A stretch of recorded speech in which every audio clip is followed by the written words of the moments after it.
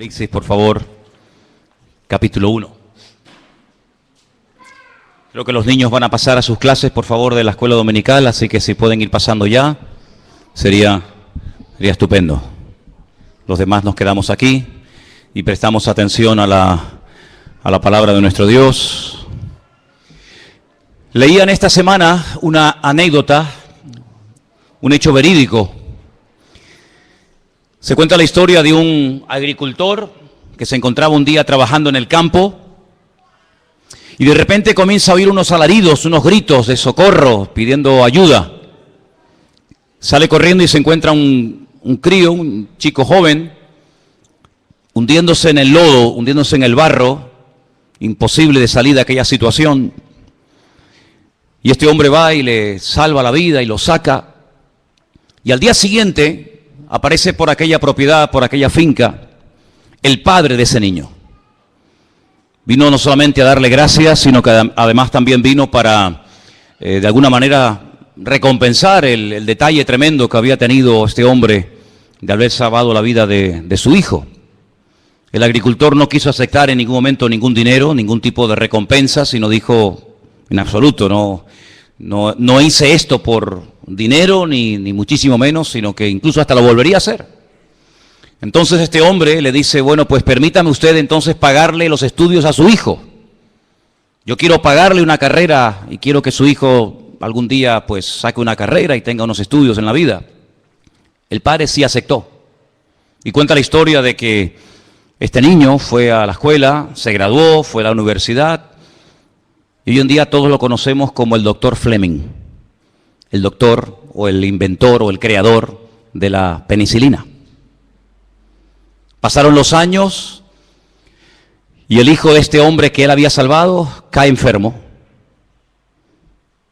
¿Y saben a quién llamaron, verdad? Al doctor Fleming, que le salvó la vida. ¿Y saben quién era aquel niño que se estaba hundiendo, que por poco pierde la vida, que gracias a este Fleming pudo salvar la vida? Winston Churchill. ¿Qué les parece? Las vueltas que da la vida, ¿no? Las vueltas que da la vida. A veces hacemos cosas en la vida que no le damos como importancia, tanto en lo bueno como en lo malo. Decimos, eso no tiene importancia. Yo siempre digo que por encima de nosotros hay siempre un ojo que nos observa, un oído que nos oye y un Dios que lo sabe y lo conoce todo. Y cosas que a veces hacemos en el sentido negativo, que parece que nadie se ha enterado, que nadie se ha dado cuenta, siempre hay alguien que sabe lo que hemos hecho, en lo bueno y en lo malo. Y yo siempre digo que los pecados que Dios perdona son aquellos por los cuales pedimos perdón. Si no pedimos perdón por un pecado que hemos cometido, Dios no lo puede perdonar, porque Dios perdona aquello por lo cual pedimos perdón. Pero Dios también toma buena nota de aquellas cosas buenas que hacemos que a lo mejor no han sido vistas, no han sido reconocidas, nadie te ha dado las gracias, las has hecho y han quedado ahí como en puntos suspensivos, ¿verdad? Pero sin embargo Dios ha tomado buena nota de cada una de ellas. ¿Cuántos dicen amén? Si uno analiza objetivamente la vida del Señor Jesucristo, uno dice, Señor, tanto sacrificio, tantos milagros, tantas curaciones, ¿para qué? ¿Cómo te pagaron? ¿Cómo reaccionaron a la hora de la verdad todas aquellas personas que tú sanaste, que tú liberaste, que tú les cambiaste la vida? Bueno, sinceramente, al pie de la cruz no vemos a Lázaro, que vivía al lado. Betania de Jerusalén está como de aquí al barrio de la Salud, o menos. No estaban ni siquiera sus hermanas, aquellas que le habían suplicado, Señor, corre, date prisa, vente, que el que amas está enfermo. Allí no estaba María ni Marta. Oye, tampoco estaba aquel ciego que sanó en Jerusalén. No estoy hablando de uno que sanó en la otra punta del país, sino de aquel ciego que dice la Biblia que lo mandó al estanque de Siloé.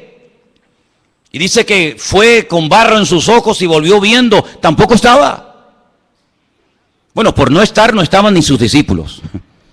No estaba Pedro, no estaba Santiago, no estaba Tomás, no estaba Mateo.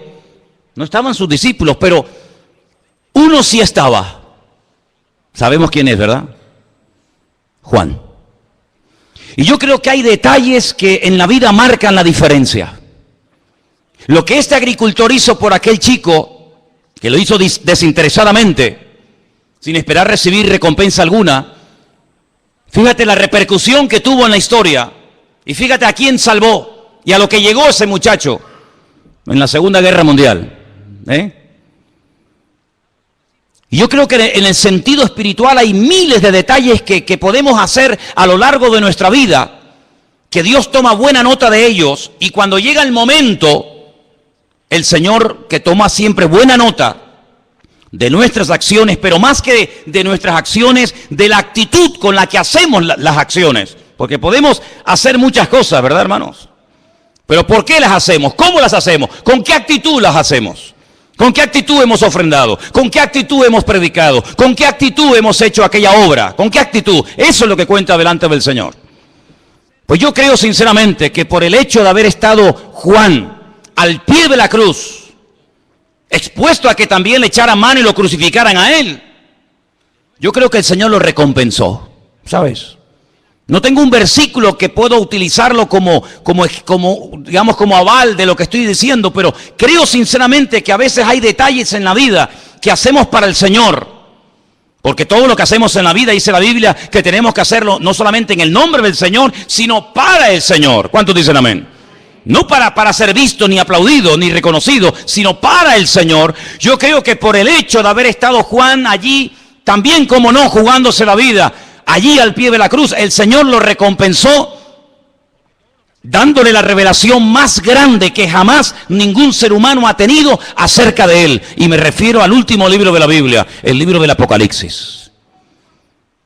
Todos los discípulos murieron como mártires, salvo Juan y Judas, que se ahorcó. Todos los demás tuvieron muertes terribles, terribles. Pero Juan murió de muerte natural. Juan murió con casi 100 años de edad. Lo dije en una ocasión y lo quiero volver a repetir esta tarde. Si Juan, supongamos, para redondear las cifras, supongamos que fue llamado por el Señor para convertirse en uno de sus discípulos, más o menos, pone tú, 30 años.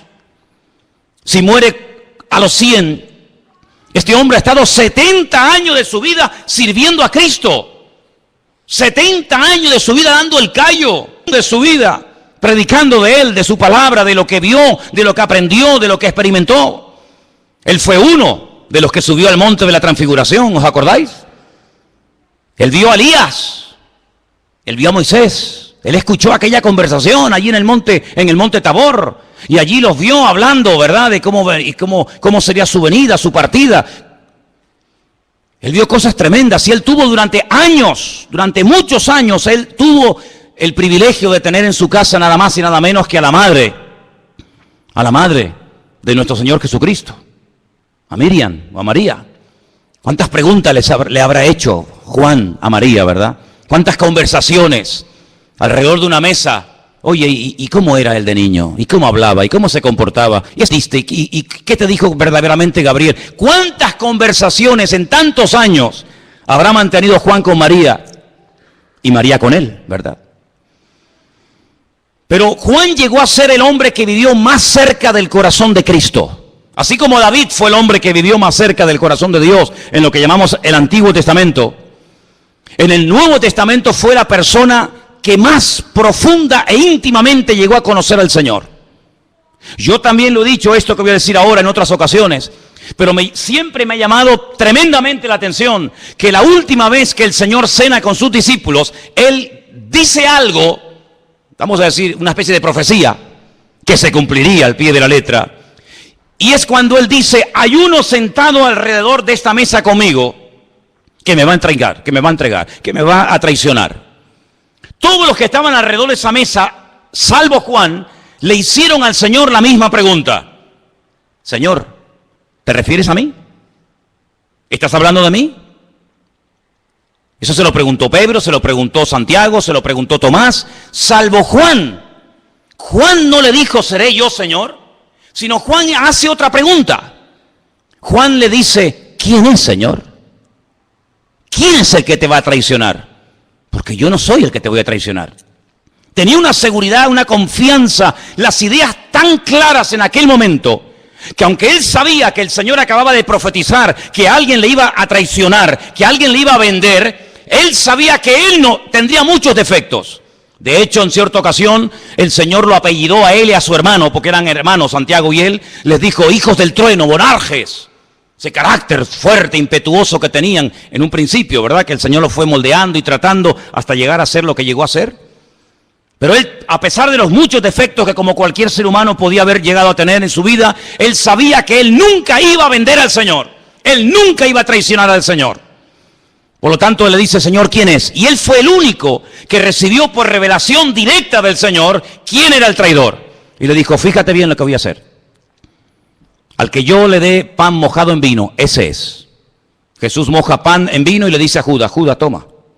Lo que tengas que hacer, hijo, hazlo pronto. No lo retiene, no le dice, no, espérate un momentito, vamos a... Sino dice, date prisa, vamos a cumplir ya las profecías, date prisa.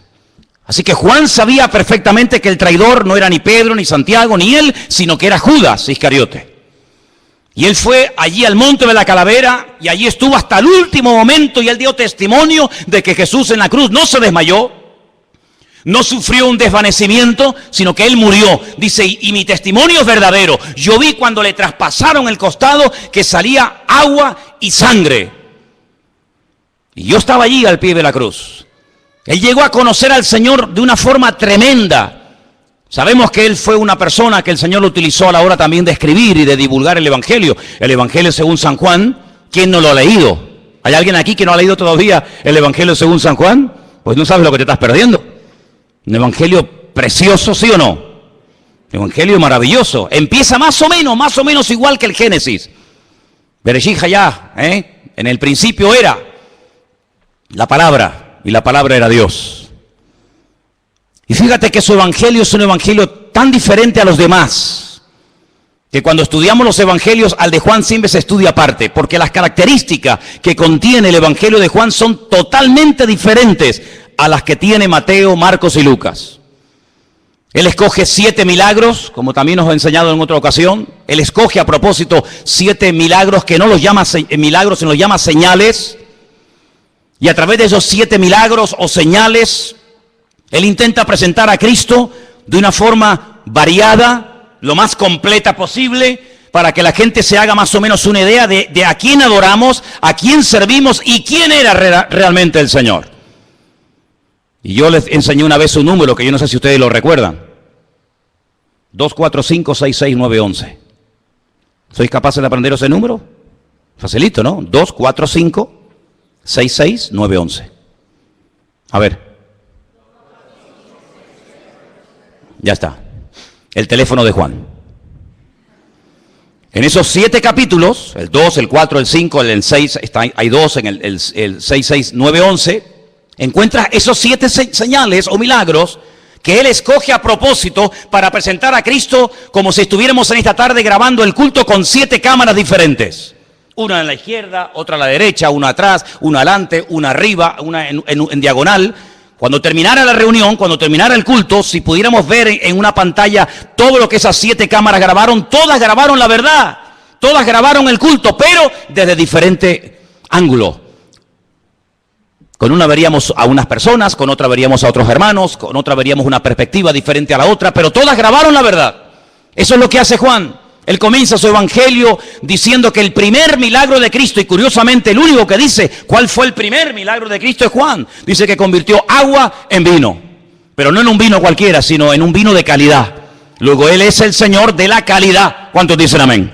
No hace las cosas de cualquier manera, sino las hace las cosas con categoría, con excelencia. Convirtió el agua en buen vino. Es un milagro profético. Hay muchos tipos de milagros en la Biblia. Este es un milagro profético, porque la Biblia dice que es lo que será, lo mismo que fue. Llegará un momento en el que a la iglesia le faltará el vino. Llegará un momento en el que al pueblo de Dios le falte, ¿verdad?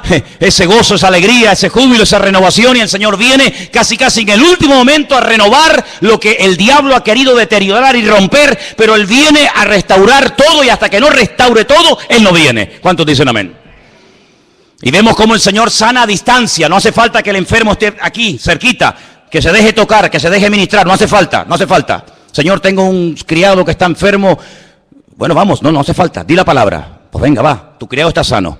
Y cuando llega, la palabra llegó antes que él. Luego el Señor es el Señor del espacio, de la calidad, del espacio, pero también del tiempo. ¿Cuánto tiempo llevas aquí? 38 años. Venga, levántate, toma tu lecho y anda. Y haz en segundos lo que 38 años de espera absurda y ridícula en el estanque de Bethesda no hicieron.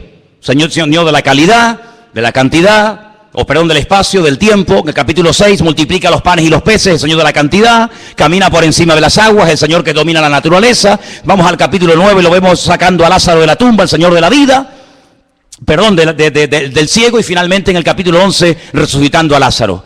Es decir, que es el evangelista que mejor y más ampliamente presenta al Señor. Y uno dice, después de haber estado 70 años sirviendo al Señor, después de haber estado predicando el Evangelio 70 años, ¿queda algo todavía por decir de Cristo? ¿Queda algo que por descubrir del Señor? Por supuesto, no te quepa la menor duda. Si hay alguien entre nosotros en esta tarde que piensa que por mucho tiempo que lleves en la iglesia, por mucho tiempo que lleves convertido, ya lo sabes todo, te equivocas. Aún estamos en pañales. Todavía hay mucho camino por recorrer, hay mucha revelación por recibir, hay mucho conocimiento por adquirir y todavía no conocemos ni la 10ª parte de lo que Él es y de lo que Él es capaz de hacer por nosotros. ¿Cuántos dicen amén? Aún faltaba el Apocalipsis, amigo. Ay, amigo. Si te quedas sorprendido con los 7 señales o milagros de San Juan, cuando te vas al Apocalipsis, ahí te pierdes. Allí dice, Dios mío, qué grande tú eres. Por ejemplo, en el capítulo 1 hemos leído esta tarde que el Señor se presenta y le dice, por ejemplo, en el versículo, vamos a leer si queréis a partir del versículo 4. Juan escribe un mensaje a 7 iglesias que están en Asia Menor. Y lo primero que les dice es, del que era, o del que es, del que era y del que ha de venir. Y aquí hay un juego de palabras que no se aprecia en español, pero él juega con el verbo ser. Ajobé, Bejayá, Beyabó. Hay un juego de palabras con el verbo ser. Si era, es que es, y si es que será. En hebreo no existe el verbo ser en presente. No existe el verbo ser. Hay 2 verbos en hebreo que no existen. El presente del verbo ser y el verbo tener. No existe verbo tener en hebreo. No se puede decir yo tengo, utilizando una forma verbal, presente, pasado y futuro. Sino que se emplean letras para convertir esas letras en pasado, en presente, en futuro o en algo temporal, porque lo que yo tengo es algo transitorio. ¿Qué tienes tú? Un coche, mañana te lo pueden quitar o robar. ¿Qué tienes tú? Una casa, mañana se puede quemar. Luego, el tener es algo tan absurdo, sin embargo, nos apropiamos de lo que creemos que somos y de lo que creemos que tenemos, y ni somos ni tenemos, porque el único que es y el único que tiene es el Rey de Reyes y el Señor de los Señores. No hay nadie más que Él. Pero cuando Él se presenta en el libro del Apocalipsis, dice, es que yo era. Y hay un momento en su ministerio que Él dice, yo era antes de Abraham. Y le dicen, pero si tú no tienes ni 40 años. ¿Cómo que tú eres antes que Abraham? Claro, ¿con quién te crees que caminaba y hablaba Abraham? ¿Quién te crees que se presentó en la casa de Abraham y le dijo, el año que viene vas a ser padre y tu mujer vas a dar a luz? ¿Quién te crees que fue a decírselo? ¿Quién te crees que fue? Adoní, mi Señor. Abraham no se postraba ante nadie ni ante nada. Abraham era monoteísta, Abraham adoraba al Dios único y verdadero. Y cuando lo vio, salió corriendo, se postró ante él y lo llamó Adoní, mi Señor. Qué honor tan grande recibir a mi Señor en casa. Y entonces el Señor le comunica la próxima destrucción de Sodoma y Gomorra. ¿Con quién te crees que hablaba David? ¿Con quién te crees que hablaban los profetas del Antiguo Testamento? ¿Con quién te crees que hablaba Isaías y recibía revelación cuando relató su crucifixión? Es como si el Señor le dijera, mira, apunta ahí, escribe. Y le corre el velo del futuro y le dice, escribe cómo voy a ser crucificado, humillado, maltratado, crucificado, muerto, resucitado. Escríbelo. Es decir, Él ya era antes del principio de los tiempos, antes de Génesis 1 ya Él existía, porque Él es eterno. ¿Cuántos dicen amén? Como hombre, como persona, su naturaleza humana tuvo un principio, evidentemente. Pero como Dios, a Dios no lo ha creado nadie. En el principio era el Verbo y el Verbo era Dios. Por lo tanto, Él es eterno. En el principio creó Dios los cielos y la tierra. Pero ¿quién creó? Dios o Jesucristo. ¿Quién fue? ¿Uno u otro? Él mismo. Elohim, el único nombre de Dios que está en plural. El único nombre que está en plural. La traducción literal sería dioses. En el principio los dioses crearon los cielos y la tierra. Y decimos, ¿cómo que los dioses? ¿Cuántos hay? Hay uno, pero ese Dios es plural. Ese Dios se manifiesta a veces como padre, a veces se presenta como hijo, claro, pero no hay ningún problema en ello, que yo soy padre, ahora mismo yo soy padre y al mismo tiempo soy hijo. No tengo que desdoblarme, no tengo que dejar mi naturaleza de padre para convertirme en hijo o dejar de ser hijo. No, soy al mismo tiempo padre, hijo, marido, pastor, amigo, lo que tú quieras. Y Él se presenta a veces como hijo, a veces se presenta como Dios. No hay ningún problema en ello, no hay ningún problema. Además, si Dios no pudiera humanarse, si el Señor no pudiera encarnarse, entonces no es todopoderoso. Está limitado, quiero pero no puedo. Pero Dios puede hacer lo que quiera, porque Él es el Dios todopoderoso, arriba en el cielo y abajo en la tierra. No hay ninguna limitación para Él. ¿Cuántos dicen amén? Por lo tanto, amados hermanos, cuando Juan comienza a recibir aquella revelación, se da cuenta de que aquel que estuvo con ellos durante 3 años caminando, multiplicando los panes y los peces, caminando por encima de las aguas, era Dios en carne y hueso. Y por eso al final del ministerio dice que todos se postran y lo adoran. Nunca lo habían hecho, pero ese día sí, lo adoraron. Y después de haberle adorado, volvieron a Jerusalén con gran gozo, dice la palabra, ¿verdad? La pregunta es, ¿tú tienes claro quién era Él? Porque hay algunos que no sé, ¿tienes claro quién era Jesucristo? Un gran sanador, un gran médico, un gran orador, pero aparte de eso, ¿quién era verdaderamente el Señor? Era Emmanuel, era Dios con nosotros.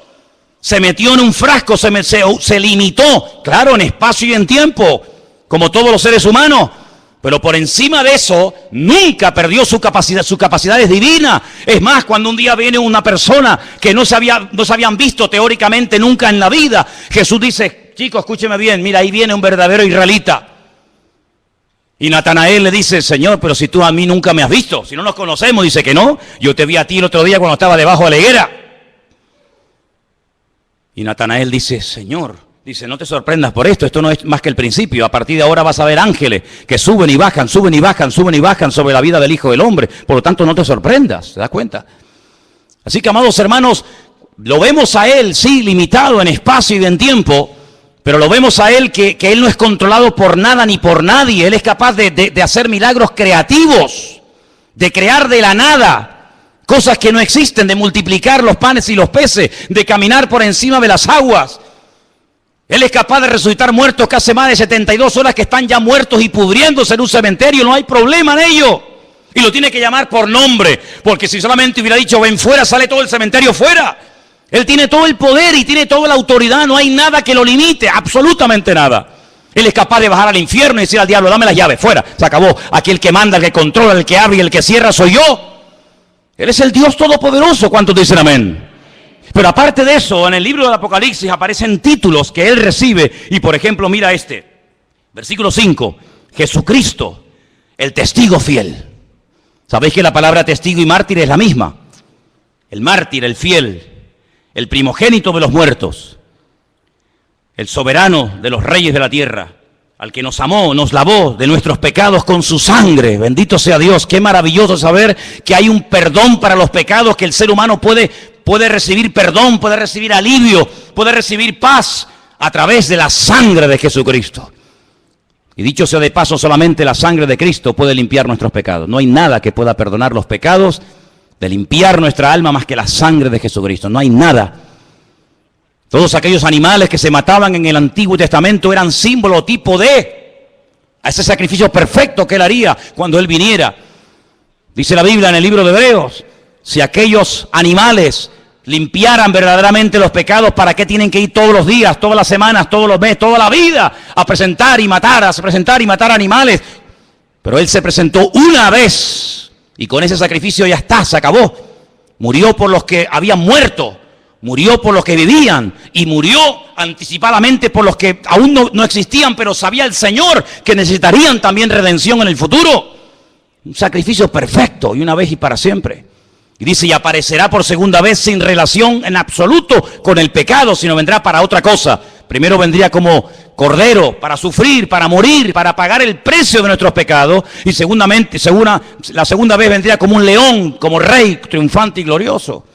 Pero dice en el versículo 6, y nos hizo reyes y sacerdotes para Dios, su Padre.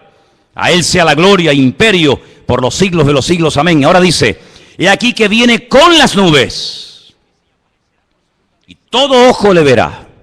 Y mira tú por dónde ahora añade a esa frase de y todo ojo le verá, añade algo muy interesante. Dice, y los que le traspasaron. Aquellos que le clavaron aquellos clavos en sus manos y en sus pies, cuando Él venga, ellos también le verán. Es interesante, ¿no? Es interesante. Aquellos que le crucificaron y que le martirizaron también lo verán. Pilato volverá a presentarse delante de él, pero en esta vez al revés. No eres tú el que me juzgas a mí. Ahora soy yo el que te juzgo a ti. Y aquella pregunta que tú me hiciste hace 2000 años atrás, que no te contesté, ahora te la voy a contestar. ¿Y qué es la verdad? Y cuando Pilato lo vuelva a ver a él en persona, él mismo se responderá, la verdad eres tú, Señor. ¿Cuántos dicen amén? ¿Qué te parece? Y dice aquí, y todos los linajes de la tierra harán lamentación por él. Sí, sí, amén. Y ahora dice, yo soy el alfa y la omega. La alef y la taf, ¿no? Sería en hebreo. El principio y el fin, dice el Señor. Esta palabra, el Señor, no se tenía que haber traducido por Señor, porque la palabra Señor es Adonai. Pero el nombre que aparece es el nombre sagrado de Dios. Ese nombre que forman 4 letras, Yod, Hei, Bad, Hei, ¿verdad? Ese nombre se pronuncia Yahweh. Ese es el nombre que aparece en el texto. Es decir, que aquí está poniendo al mismo nivel, a la misma altura, al Dios creador, con su amado Hijo Jesús. Y dice, el que es, el que era y el que ha de venir. Y ahora aquí aparece un artículo, que es el artículo Él, y a continuación, Todopoderoso. Si usted lee, por ejemplo, el Nuevo Testamento en hebreo, esas dos últimas palabras, el Todopoderoso, en hebreo dice El Shaddai. Pero Él en hebreo no es el artículo. En hebreo solamente hay un artículo, no hay el, no hay la, hay uno solo. Se pronuncia ja, solamente hay uno. Así que en hebreo no dice Ja Shaddai, el Todopoderoso, sino dice el Shaddai. Él en hebreo significa Dios y Todopoderoso significa Shaddai. Es el único nombre de Dios que se puede hacer con la mano, porque tiene 3 letras. Una letra que se llama Shin, una letra que se llama Dalet y una letra que se llama Yod. Shin, Dalet, Yod. Y se hace así. Este es el nombre de Dios. Shin, Dalet, Yod, Shaddai. Así que cuando el Juan está recibiendo esta revelación, está recibiendo una revelación de Dios, del Dios el Shaddai, que generalmente se traduce por el Todopoderoso, pero que realmente la traducción exacta no es esa, sino es el todo suficiente, más que el todopoderoso. El todo suficiente significa que Él no necesita de nada ni de nadie para ser lo que es. Jesús dijo, ustedes separados de mí no sois nada. Es que yo soy catedrático. Ustedes separados de mí, para mí no eres nada. Eres un 0 a la izquierda. Pero yo, sin ustedes, soy el Shaddai, soy el Dios Todopoderoso. Él no necesita ni de los ángeles, ni de los pastores, ni de la iglesia, ni de Israel, ni de la creación, ni de nada, ni de nadie para hacer lo que Él es, ni para hacer lo que Él hace. Porque Él es todo suficiente. Él no necesita materia prima para crear. Él es capaz de crear con el poder de su palabra. ¿Cuántos dicen amén? Es interesante que cuando Él crea al hombre, lo crea lo más parecido a lo que Él era. Pero hay atributos intrínsecos de Dios que no los transmite al hombre. Hay cosas que son de la naturaleza divina que nunca formaron parte de la naturaleza del hombre, en este caso de Adán. Y es el poder creativo. Dios no se lo confirió. Dios no le permitió al hombre tener poder con la palabra. Pero Dios sí. Dios crea con la palabra. Sea la luz. Y la luz se produce. Esas palabras que Dios pronunciaba se cristalizaban, se materializaban, se hacían realidad cuando Dios las pronunciaba. Pero esa palabra que Dios pronunciaba se terminó escribiendo. Así que no solamente Dios hablaba y la palabra se materializaba, sino que esa palabra Dios permitió que se escribiera. Y nosotros tenemos en nuestras Biblias docenas, cientos, miles de conversaciones, de expresiones, de palabras que Dios proclamó, pero que ahora las tenemos por escrito. Es decir, si la palabra cuando salía de los labios de Dios tenía y tiene poder, amén, no mengua el poder de Dios porque esa palabra ahora se ha escrito y se ha llevado a una imprenta y se ha puesto en papel y tinta. Contiene exactamente el mismo poder que tenía y tendrá siempre. Lo cual quiere decir que si en un momento de necesidad, de enfermedad, de problemas, de crisis, de angustia o de lo que sea, nosotros como pueblo de Dios nos encontramos en una situación difícil, crítica, podemos echar mano a un poder que es el poder más grande que existe sobre la faz de la tierra, y es el poder de la palabra de nuestro Dios. Jesús nos da un ejemplo cuando Él se va al desierto voluntariamente y está allí 40 días permitiéndole al diablo tentarlo. Cuando Satanás venía con sus tentaciones y con sus propuestas y con sus ofertas, porque eso es una tentación, es una oferta. Yo te ofrezco algo mejor que lo que te ofrece tu Dios. Tú hazme caso a mí, que lo mío es lo verdadero y lo bueno, lo que Él te ha dicho no le hagas caso. Eso es una tentación, es una oferta, Es llevarle la contraria a Dios. Dios, ¿qué te ha dicho? Blanco, no, eso no es el negro. ¿Qué te ha dicho? Negro, no, es el blanco. ¿Qué te ha dicho? Por la izquierda, no, es por la derecha. Luego, el Señor se expone voluntariamente a decir, venga, atácame, venga, tiéntame. ¿Con qué me quieres tentar? Fíjate, la primera tentación que le lanza, sabiendo de quién se trata, jamás el diablo nos tentaría a nosotros con ese tipo de tentación, porque él sabe que para mí no es una tentación poder convertir piedras en pan. ¿O usted tiene poder para convertir piedras en pan? Si tuviéramos poder para convertir piedras en pan, el horno del pan se va al garete. ¿Para qué voy a la panadería a comprar pan? Si yo digo, a ver, tráeme un par de piedras. A ver, oramos, panes. ¿Qué quieren? ¿De barra? ¿Baguette? ¿Cómo la quieren? ¿Redondita? Para nosotros no es una tentación, pero para él sí lo era. Porque el diablo, que no es tonto, sabía que el Señor tenía hambre. Sabía que el poder de la palabra de Dios tiene poder creativo, porque ya lo hizo en el pasado. Y como en él no hay sombra de variación, si él fue capaz de crear con el poder de su palabra, ahora lo puede volver a hacer. Por eso, convierte las piedras en pan y demuestra de esa manera que tú eres quien dices que eres. Pero el Señor no entró al trapo, sino que el Señor utilizó su palabra, que es la espada del Espíritu, y le dijo, no solo de pan vivirá el hombre. Escrito está, no solo de pan vivirá el hombre. Y os dais cuenta de que el Señor Jesucristo no peleó cuerpo a cuerpo con el diablo.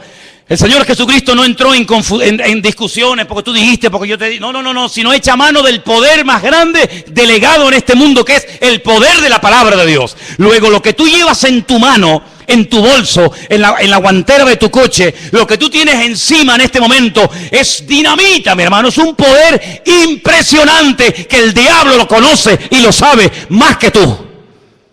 Por eso lo que tenemos que hacer a partir de ahora, cuando vengan tentaciones, cuando vengan dificultades, búscate el versículo clave, claro, que no te venga el diablo con una tentación y le responde diciendo, Jesús lloró. No, porque eso no pega ni con cola, hijo. ¿Me entiendes? Sino tienes que conocer la palabra y echar mano del tesoro de tu corazón. Decir, un momento, amigo, que hay un texto que viene ahora de perla, y entonces sacas el texto idóneo y rácata, le pegas al diablo y lo desbarata. ¿Por qué? Porque el poder de la palabra está en ella. ¿Cuántos dicen amén? Qué tremendo, ¿no? Qué tremendo. No me ha dado poder creativo a mi palabra, pero como su palabra mora en mí, cuando su palabra sale de mí como instrumento, tiene el mismo efecto y la misma repercusión en el mundo natural y en el mundo espiritual que en la época del Señor, que en la época del Antiguo Testamento, porque su palabra no ha cambiado. El cielo y la tierra pasarán, pero su palabra siempre permanecerá. Apláudale fuerte al Señor en esta tarde, hermano. La palabra de Dios tiene poder, aleluya. Es la espada del doble filo. La espada de doble filo. ¿Con qué le cortó la cabeza Goliat o David a Goliat? ¿Con qué se la cortó? Con la espada. Lo hirió con la piedra, pero lo mató. con la espada. Hay gente que sabe tirar piedras. A veces no saben a quién apuntan, al que se ponga por delante. Pero si tiras piedras contra el enemigo, recuerda después utilizar la espada del Espíritu, porque la piedra era para tumbarlo, pero la espada era para rematarlo. Y eso es muy importante, que en la vida cristiana no dejes cabos sueltos. No digas, ay, ya no voy a fumar más. Señor, soy libre, pero tienes el cartón de Winston ahí dentro de la mesa noche. Le has pegado una pedrada, te sientes fuerte, estás eufórico, hoy estás subidito de fe, vas por la vida sacando las plumas del pavo real y sales del culto que me voy a comer. Sí, pero allí tienes en el cartón lo tienes allí en la mesa noche, y llega un día, un bajón, te critican, te sale mal el negocio, no te salieron las cosas como tú esperabas, y entonces dices, bueno, total, una vez el Señor sabe, y ahí lo tienes. ¿Por qué? Porque hay que utilizar la espada y rematar la faena. Y nunca mejor dicho. ¿Cuántos dicen amén? Ahora fíjate qué interesante.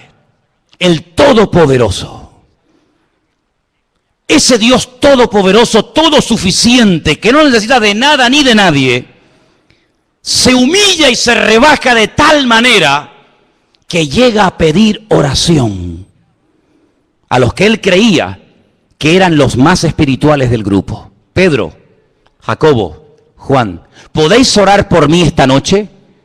¿Nosotros por ti? Sí, porque hoy, en esta noche, en este momento, mi alma está triste hasta la muerte. ¡Qué humildad del Señor! ¡Qué humildad de pedir oración! El infierno estará lleno de soberbios y de orgullosos que no quieren reconocer ni dar su brazo a torcer, que ya se pueden estar ahogando, ya se pueden estar hundiendo, pero siempre dan la imagen de que yo puedo y de que yo controlo.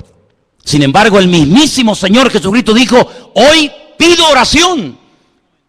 Hoy no voy a orar por los enfermos, hoy no voy a orar por ustedes, hoy les pido a ustedes que oren por mí.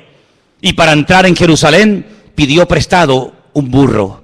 Y para poder celebrar el pan y el vino, la Pascua, tuvo que pedir una casa prestada. ¿Y cuántas veces el Señor, hermano, como humano, 100% que era, abre su corazón y a veces hasta le tiene que pedir a una mujer, cosa que en aquel tiempo era algo terrible, y encima samaritana, decirle, me das un poco de agua, porque dice que venía cansado del camino, porque venía desde Jerusalén subiendo hacia Galilea. Y la mujer se le queda sorprendida diciendo, ¿quién tú? Tú, judío, hombre, varón, a mí, samaritana, pedirme un vaso de agua, cuando primero hombres y mujeres no se hablan nunca, ni en público ni en privado. Segundo, soy samaritana, tú eres judío. Sabes que entre nosotros hay un pique que no nos podemos ver en pintura, ni nosotros a ustedes, ni ustedes a nosotros. ¿Cómo me pides a mí un vaso de agua? Y el Señor, en vez de entrar en esa polémica absurda y ridícula, le dice, es que yo te estoy pidiendo a ti un vaso de agua, pero si tú supieras quién te lo está pidiendo, tú a él le pedirías agua viva. Y ahí comienza una conversación que todos conocemos, que fue una conversación tremendamente interesante, donde al final termina el Señor descubriendo su corazón, pero de una manera tan maravillosa, que le dice, vete y tráeme a tu marido, que quiero hablar también con él. Y le dice, Señor, es que no tengo marido.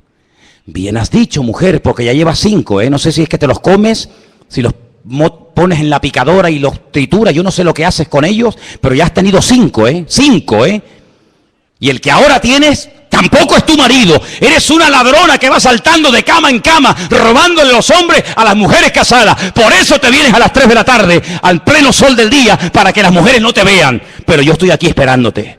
Pero yo no he venido para condenarte, yo he venido para darte vida, y para darte vida en abundancia. Qué tremendo, hermanos. Ese Dios todopoderoso se rebaja y nos pide a nosotros, los seres humanos, que estemos con Él una noche orando por Él, que le demos un vaso de agua, que le abramos la puerta de nuestra casa para poder celebrar la Pascua, y tantos detalles. La cuestión está en que en este libro del Apocalipsis, Juan nos va a presentar al Señor de una forma tan impresionante que no hay en toda la Biblia, desde el Génesis hasta el Apocalipsis, no hay un libro, juntándolos todos, que te aporte tanta revelación, tanta sabiduría, tantas cosas interesantes de su naturaleza y de su carácter como en el libro del Apocalipsis. Fíjate que, por ejemplo, si seguimos leyendo en el versículo 9, Juan estaba en la isla de Patmos no de vacaciones, no estaba haciendo turismo, sino que estaba allí desterrado, dice, por causa de la palabra. Estaba en Patmos por el testimonio de Jesucristo, pero él no estaba en una actitud de queja, él no estaba en una actitud de lamento, él no estaba despotricando contra todo. Fíjate tú, con casi 100 años de edad, mira la que se me ha venido encima. No, sino él está en el Espíritu, en el día del Señor. Como tenemos que estar todos y cada uno de nosotros, en el Espíritu, conectados con Él. Y como estaba bien, estaba alineado con el Señor, oyó la voz del Señor. Hay gente que dice, es que yo no oigo a Dios. Claro, pues si estás en la carne todo el día. Si estás en la carne. Si es que apenas oras, apenas te congregas, apenas sabes algo de la Biblia. ¿Cómo te va a hablar Dios a ti? Es que aunque te hable no te enteras, porque estás en otra frecuencia. Pero mira cómo a este le hablaba y oía. Mira cómo a este le habla y sabe que es el Señor. ¿Por qué? Porque estaba en el Espíritu. No estaba despistado y mira que tenía motivos para quejarse, para lamentarse. No, él estaba en línea con el Señor y el Señor le habla. Y entonces el Señor le dice, yo soy el alfa, el omega, el primero, el último. Y le dice, escribe en un libro lo que ves, envíalo a las iglesias que están en Asia. Y ahí menciona las famosas 7 iglesias del Apocalipsis. Pero en el verso 12 dice, y me volví. Luego el Señor le estaba hablando detrás. Y él se tuvo que volver. No hay momentos en la vida, ¿no crees que puede haber momentos en nuestra vida, en nuestra relación con el Señor, en el que a lo mejor vamos demasiado rápido y lo hemos dejado a Él atrás? Porque vas a ver más adelante, si lees en el capítulo 3, que hay una iglesia que empezó el culto. Empezó el culto como nosotros esta tarde, cantando, alabando a Dios, un mensaje, una predicación, tal vez un testimonio, yo qué sé. Y dice la Biblia que el Señor se presenta a esa iglesia y está llamando a la puerta y dice, oye, que si alguno oye mi voz y abre la puerta, entraré a él, cenaré con él y él conmigo. Y si habían dejado al Señor fuera y había comenzado la reunión y la iglesia no se había dado cuenta de que el Señor estaba fuera, mi pregunta es, ¿a quién le estaban cantando entonces? Luego existe la posibilidad de estar cantándole al aire. Existe la posibilidad de haber perdido la gloria, la presencia del Señor por el camino y no haberse ni dado cuenta. Porque no es el primero ni el último caso de personas que incluso iban a la guerra creyendo que Dios iba con ellos y ya yo hacía mucho tiempo que no estaba con ellos. ¿O qué te crees? ¿Que Dios está contigo porque lees la Biblia y vienes aquí? No, es mucho más serio que eso. Anoche pecando con Dalila y mañana enfrentarme a los filisteos. ¿Pero tú de qué vas? ¿Tú te crees que esto es posible? Y el Espíritu del Señor se apartó de él y él no se había dado cuenta. Increíble. Por eso hay momentos que hay que pararse y decir, oye, estoy haciendo las cosas decentemente y con orden. Estoy obedeciendo al Señor. Porque el Señor me está hablando, pero la voz la oigo allá atrás. No me está hablando delante, luego Él va adelante y yo le sigo. Sino que me está hablando y me tengo que dar la vuelta y decir, uy, pues si el Señor está allí. No tuvo que volver un día su madre y su padre, José y María, a Jerusalén porque lo habían perdido. ¿Sí o no? Si no, es que perdieron al niño. No, yo creo que el niño no se perdió. Yo creo que los padres eran los que estaban perdidos. Porque el niño estaba donde tenía que estar. En la casa de mi padre, en los negocios de mi padre, es donde yo tengo que estar. Se volvió. Y entonces cuando se volvió para ver la voz. Esto es muy interesante, porque las voces no se ven, las voces se oyen. Pero ocurre exactamente lo mismo que en el monte Sinaí. Cada vez que hay una revelación espectacular de la gloria del Señor, los sonidos se ven, no se oyen, se ven. Dice que ellos vieron en el monte Sinaí, ellos vieron el sonido de la trompeta. Y no es un fallo de traducción, porque volvemos otra vez al Apocalipsis y dice, me volví para ver la voz. Es interesante notar, ¿no? ¿Qué nivel, qué dimensión de revelación hay? Que se puede incluso ver hasta el sonido, porque el sonido se puede ver, pero no con el ojo humano, pero en ese nivel de relación sí se puede ver. Y dice que vuelto vi 7 candeleros de oro. Esto es muy interesante, porque ahora vamos a ver la explicación. En medio de los 7 candeleros, a uno semejante al Hijo del Hombre, vestido de una ropa que le llegaba hasta los pies, ceñido por el pecho con un cinto de oro. En su cabeza y sus cabellos eran blancos como la lana, como blanca lana, como la nieve. Sus ojos como llama de fuego, sus pies semejantes al bronce bruñido, refulgente como en un horno, y su voz como estruendo de muchas aguas. Esto está muy bien. La descripción del Señor que se le está presentando en Patmos es impresionante. Nunca Juan lo había visto así. Nunca lo había visto así. Lo había visto desfigurado, lo había visto comiendo, lo había visto predicando, lo había visto echando fuera demonios, lo había visto sanando enfermos, lo había visto caminar por encima de las aguas, lo había visto de muchas formas, pero nunca lo había visto de esta forma, nunca. Entonces un nivel superior de comunión con el Señor. Pero antes de verlo a Él, antes de describir con esta exactitud como Salomón describe a la amada, o la amada describe al amado en el libro del Cantar de los Cantares, que lo describe con una exactitud, y cómo lo describe también porque lo conocía. ¿Y cómo sabía cómo eran sus piernas, sus pechos, sus ojos, sus orejas, sus pies, su cabello? Pues porque lo conocía. Porque es imposible poder describir a un hombre o a una mujer con esa perfección si tú no tienes ese nivel de intimidad, ese nivel de comunión. Pero mira cómo ella lo describe perfectamente. Dice, ¿habéis visto a mi amado? A mi amado, ¿de tu amado? ¿Y quién es tu amado? Dice, mi amado en un grupo de 10,000 destaca por encima de los demás y dice, porque mi amado es, y comienza a describirlo con una perfección tremenda. Pero ¿cómo lo conoce también? Amigo, porque cuando uno tiene comunión con el Señor, uno descubre el corazón de Dios, sabes cómo habla, cómo se mueve, qué le gusta, qué no le gusta, igual que en un matrimonio. Pero antes de verlo así y de describirlo, lo que ve son 7 candeleros.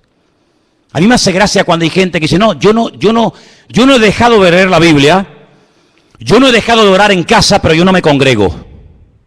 Entonces, ¿tú qué te estás inventando una Biblia a tu manera? ¿Un cristianismo paralelo?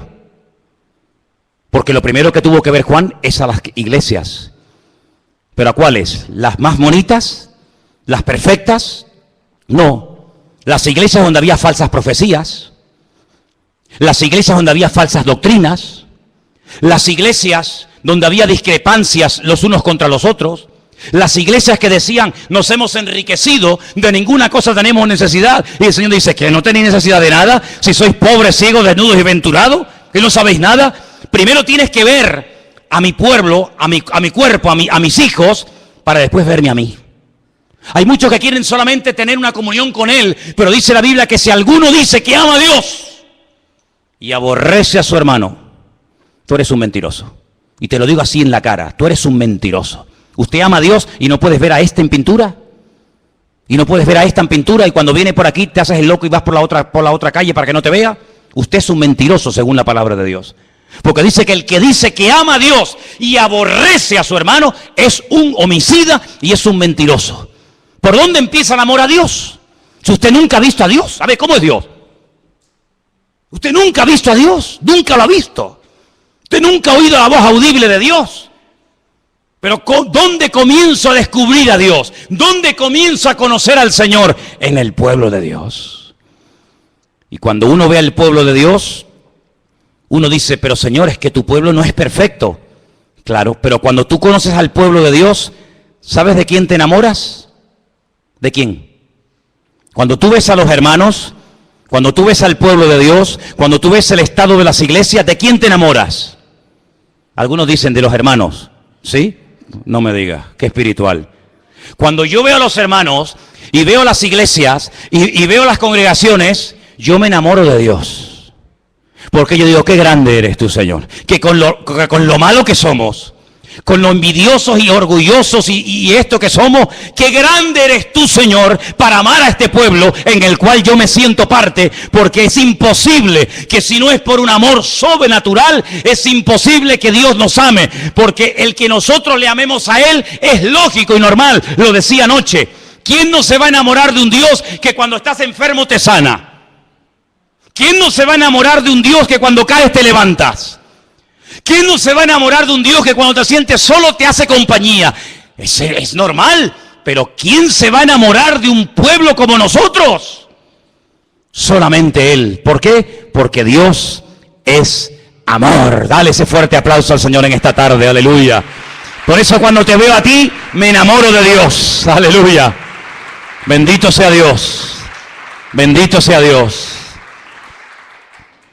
Y dice aquí, cuando le vi, versículo 17, caí como muerto a sus pies. Caí como muerto a sus pies. Aquel que fue capaz de recostarse sobre el pecho del Señor, nivel de comunión y de intimidad alucinante, ahora le ve y no puede resistir la gloria, la presencia del Señor, y dice que cae como muerto a sus pies. Pero el Señor pone su diestra sobre mí y me dice, no temas, yo soy el primero y el último, el que vivo y estuve muerto, mas he aquí que vivo por los siglos de los siglos. Amén. Tengo las llaves, aleluya. Tengo las llaves de la muerte y del Hades. Escribe las cosas que has visto, las que son y las que han de ser después de estas. Y ahora le explica lo que vio al principio de la visión. El misterio o la explicación de las 7 estrellas que has visto en mi diestra y de los 7 candeleros de oro es el siguiente. Toma nota.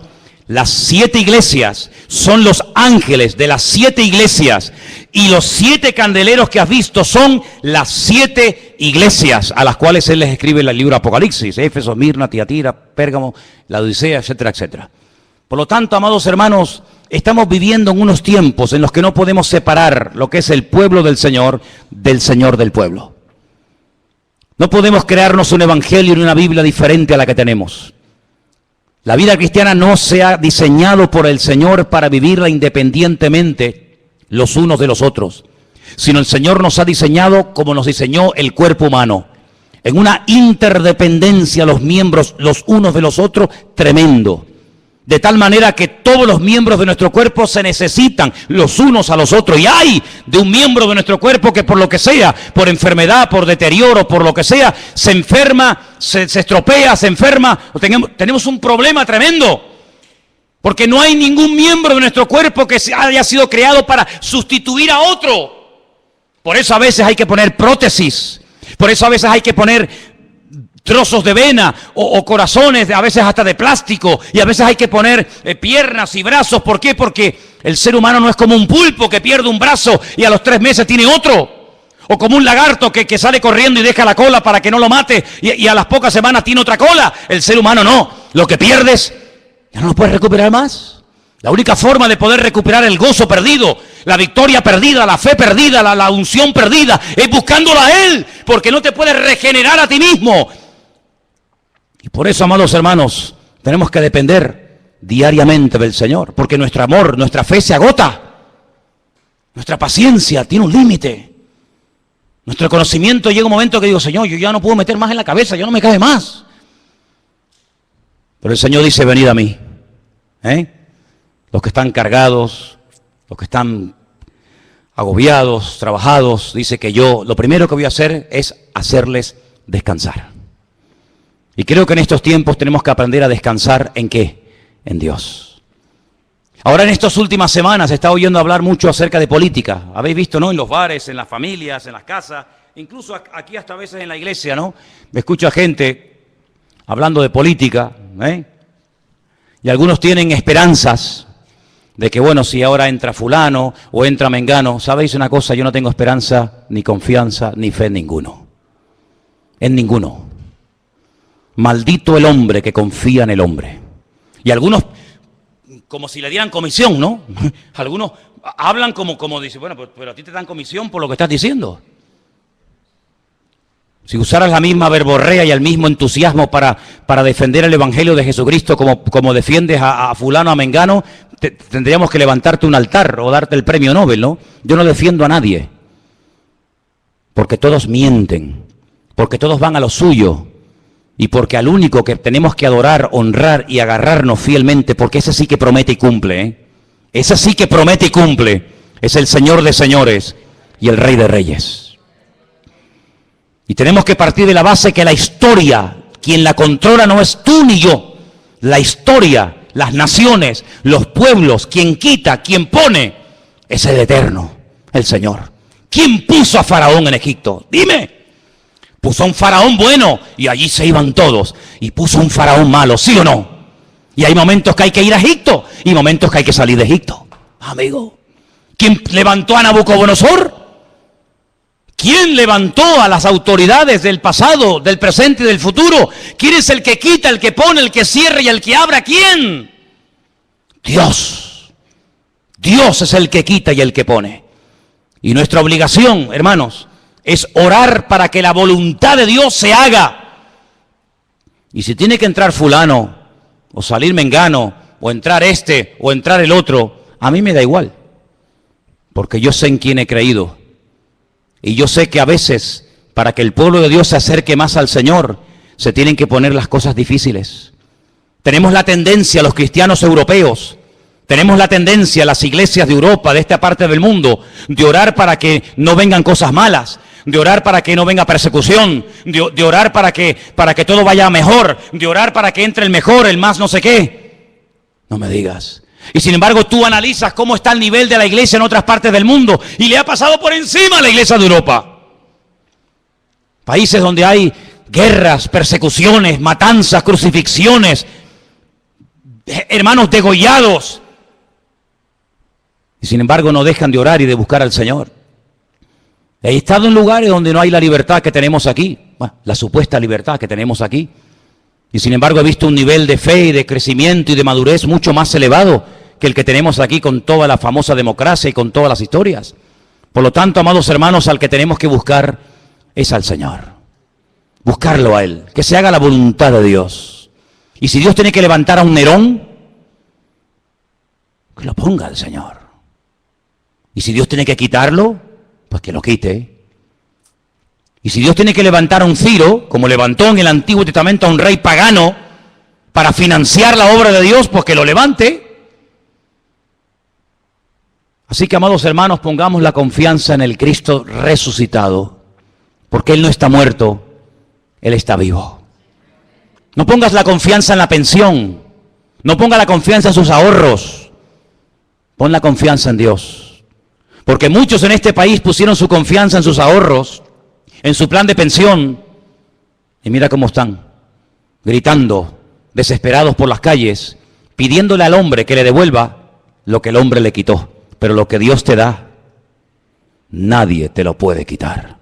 Mira la jubilación de Juan, mira la jubilación de nuestro hermano Juan, 100 añitos, 100 años, solito en la isla de Patmos, pero teniendo las revelaciones más espectaculares que ni Daniel, ni Jeremías, ni nadie en la Biblia tuvo las revelaciones que él tuvo. ¿Por qué? Porque estaba en el Espíritu en el día del Señor.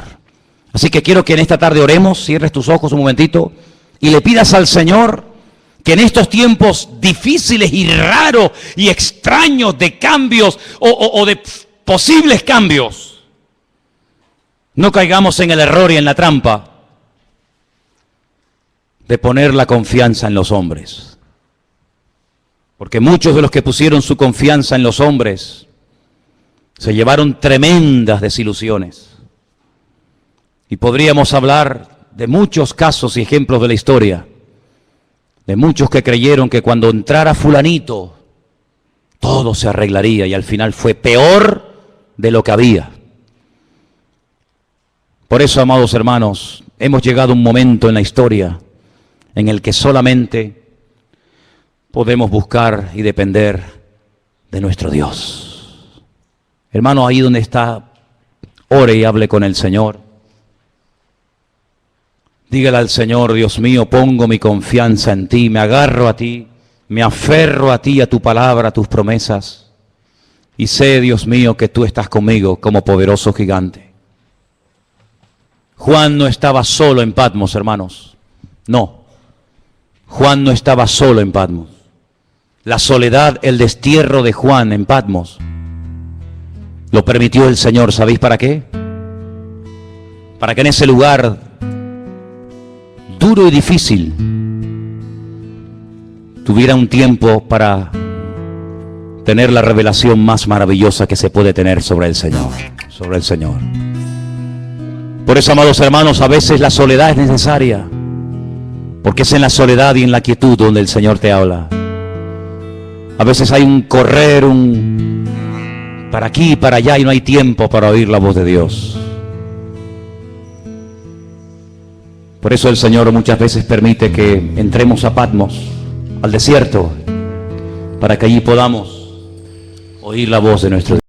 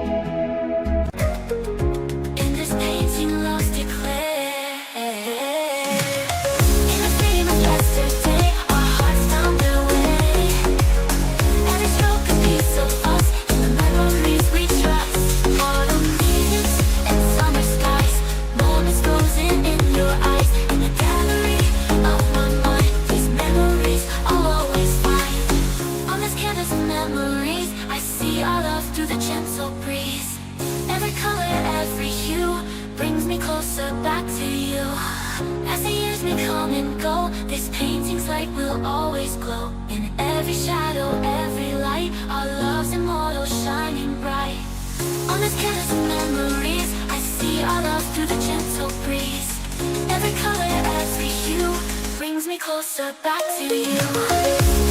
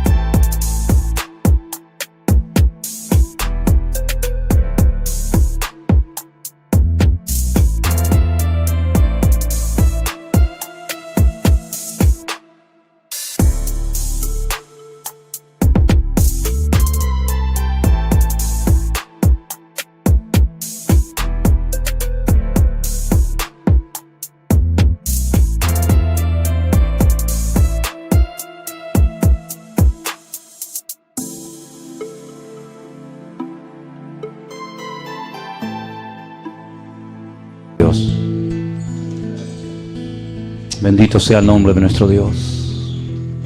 Te adoramos a ti, Jesús, en esta noche.